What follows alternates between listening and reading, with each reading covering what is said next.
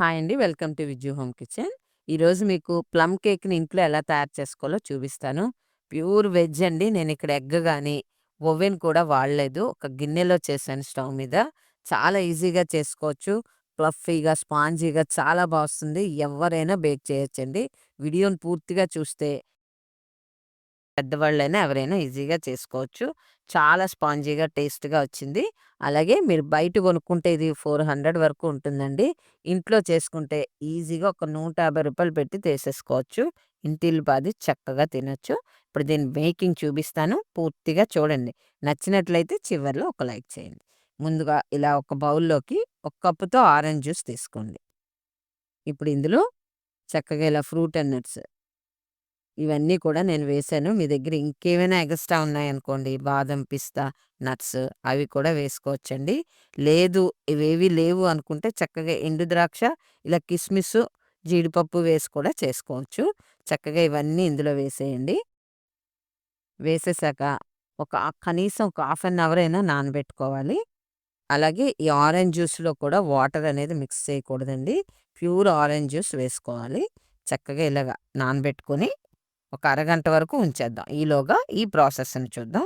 ఇక్కడ నేను caramel ready చేస్తున్నానండి. స్టవ్ మీద ఇలా కళాయి పెట్టుకొని ఒక 100 గ్రామ్స్ వరకు షుగర్ వేశాను. ఈ షుగర్ కొంచెం ఇలా ఫ్లాట్‌గా ఇలా సర్దుకోండి. అలాగే స్ ఫ్లేమ్ కూడా సిమ్‌లో ఉంచుకోవాలి. చూడండి ఈ చివర్లో ఇలా కరుగుతుంది కదా! ఇలా కరుగుతున్నప్పుడు మనం స్పూన్ పెట్టి కలుపుకోవాలి. అలా కరుగుతుంది కదా అని ఎక్కువసేపు ఉంచకూడదు. ఉంచితే అడుగు మాడిపోతుంది. జస్ట్ చివర్లో కొంచెం కరుగుతున్నట్టు అనిపిస్తే మనకి స్పూన్ పెట్టి బాగా కలుపుకొని పంచదారని ఇలా కరగనివ్వాలి. ఇలా కరిగి ఒక పొంగొచ్చేంత వరకు ఉంచుకొని స్టవ్ బంద్ చేసేయండి. బంద్ చేసి వాటర్‌ని మిక్స్ చేసుకోండి. ఇలా కొంచెం కొంచెం వాటర్ పోసుకొని మిక్స్ చేయండి. వాటర్ పోసేటప్పుడు కొంచెం కేర్‌ఫుల్‌గా ఉండాలి. మీకు క్యారమిల్ ఒక్కటే కొంచెం మీకు ఇదనిపిస్తది. ఇక్కడ కొంచెం కాన్సంట్రేట్ చేసి చక్కగా తయారు చేసుకుంటే కేక్ ఈజీగా బేక్ చేసేయొచ్చు.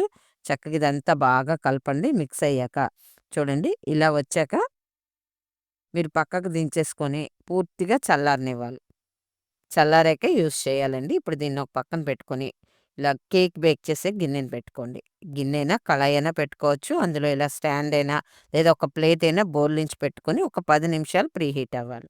ఈలోగా కేక్ బ్యాటర్‌ని రెడీ చేసుకుందాం. ఇక్కడ బౌల్‌లోకి ఒక హాఫ్ కప్పు మిల్కు, అలాగే ఒక హాఫ్ కప్పు ఆయిల్ వేశాను. ఆయిల్ బదులు మీరు బటర్ అయినా యూజ్ చేసుకోవచ్చండి.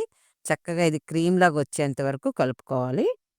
ఫ్రెండ్స్ చాలామంది చూస్తున్నారు గానీ 90% సబ్స్క్రైబ్ చేసుకోవటం లేదు. సబ్స్క్రైబ్ చేసుకొని చూడండి ఫ్రెండ్స్. అలాగే నేను 3000 సబ్స్క్రైబర్స్‌కి దగ్గరలో ఉన్నాను. మీరు సబ్స్క్రైబ్ చేసుకోవడం వల్ల నేను ఆ ఫిగర్ రీచ్ అవుతాను. ఇప్పుడు ఇందులో ఒక టీ స్పూను వెనిలా ఎసెన్స్ వేశాను. చక్కగా వేసుకొని మళ్ళీ బాగా మిక్స్ చేసుకోండి. ఇలా మిక్స్ అయ్యాక ఇప్పుడు ఇందులో ఇందాక నానబెట్టి ఉంచుకున్నాం కదా! ఫ్రూట్ అండ్ నట్స్ ఇందులో వేసేసుకోండి. అలాగే ఒక 250 గ్రామ్స్ మైదా.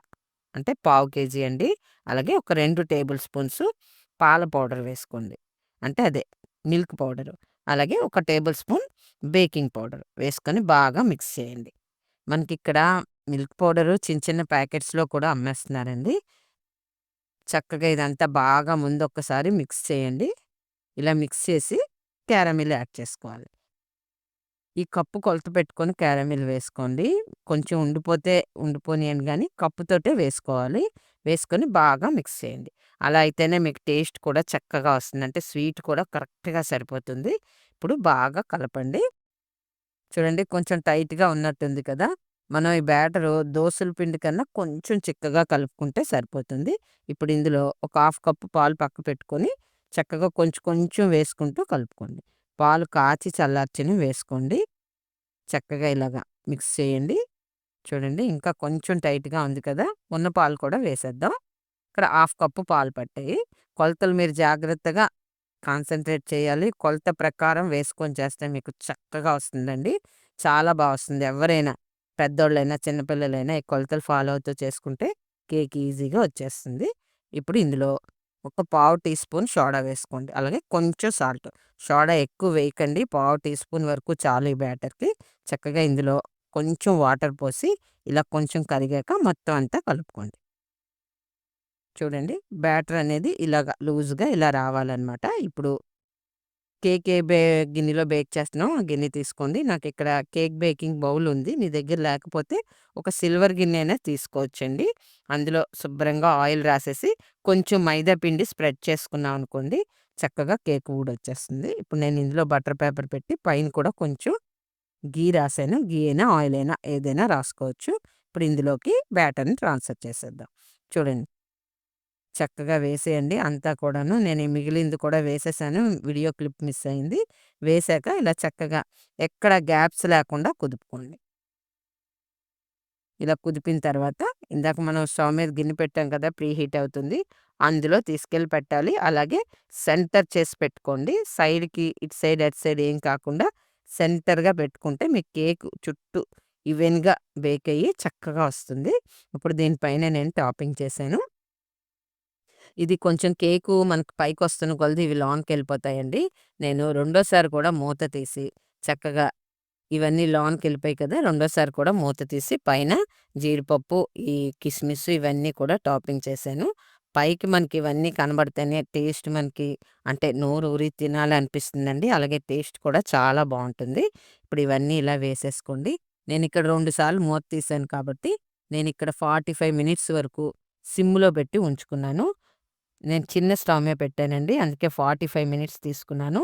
మీరు పెద్ద స్టవ్ మీద సిమ్‌లో పెట్టి ఉంచుకున్నట్లయితే 30 మినిట్స్‌కి ఒకసారి చెక్ చేసుకోవాలి. ఇప్పుడు నేను 45 మినిట్స్ తర్వాత మూత తీసి చూస్తున్నాను. ఏదైనా టూత్ పిక్ గాని, చాక్‌తో గాని ఇలా గుచ్చండి. గుచ్చాక మీకిలా ప్లెయిన్‌గా వస్తే మనం స్టవ్ బంద్ చేసేయొచ్చు. లేదు ఏదైనా తడిగా ఉన్నట్లయితే ఇంకొక 5 నిమిషాలు ఉంచుకోవాలి. నేనిలా మూత పెట్టేసి ఒక 5 నిమిషాల తర్వాత కేక్‌ని బయటికి తీశాను. చాలా బా వచ్చిందండి. కేకయితే ఎక్కడా కూడా గ్యాపులు లేకుండా స్పాంజీగా, టేస్ట్‌గా చాలా బా వచ్చింది. ఇప్పుడు కేక్‌ను గిన్నెలోంచి తీసేసి పూర్తిగా చల్లారనివ్వాలి. చల్లారాక ఇలాగా సైడ్స్ కొంచెం చాక్‌తో లూజ్ చేసుకోవాలి. చక్కగా ఇలా లూజ్ చేసుకోండి. లూజ్ చేసుకున్నాక పైన ఒక ప్లేట్ గాని, లేదా ఏదైనా స్టీల్ ప్లేట్ గాని ఏదైనా పెట్టుకొని ఇలా రివర్స్ తిప్పండి. ఈజీగా కేక్ ఊడొచ్చేస్తుంది. ఫ్రెండ్స్ చాలా బా వచ్చింది నాకైతే. మీరు తప్పకుండా ట్రై చేయండి. అలాగే లైక్ చేయండి ఫ్రెండ్స్ మీకు నచ్చినట్లయితే. చూడండి పైన ఇక్కడే ఇది తీసేద్దాం. చక్కగా ఇది కూడా ఊడొచ్చేసింది. చూడండి ఇప్పుడు చూపిస్తాను ఎంత స్పాంజీగా వచ్చిందో. చాలా స్పాంజీగా వచ్చింది కేక్ అయితే నాకు. తప్పకుండా ట్రై చేయాల్సిన రెసిపీ అండి. మన ఏ అకేషన్స్ అయినా మన క్రిస్మస్, న్యూ ఇయర్ దగ్గరలో ఉన్నాయి కదా! ఒకసారి ఇలా ట్రై చేయండి. ట్రై చేశాక ఎలా వచ్చిందో కామెంట్ చేయండి. కామెంట్ చేయండి. అలాగే మీ ఫ్రెండ్స్‌కి, రిలేటివ్స్‌కి ఈ వీడియోని షేర్ చేయండి. చూడండి చాలా స్పాంజీగా, చాలా చక్కగా వచ్చింది కేకు. మీరు ఇంతవరకు ఓపికగా చూసినందుకు మా సబ్స్క్రైబర్స్‌కి, నాన్ సబ్స్క్రైబర్స్‌కి చాలా థాంక్స్ అండి.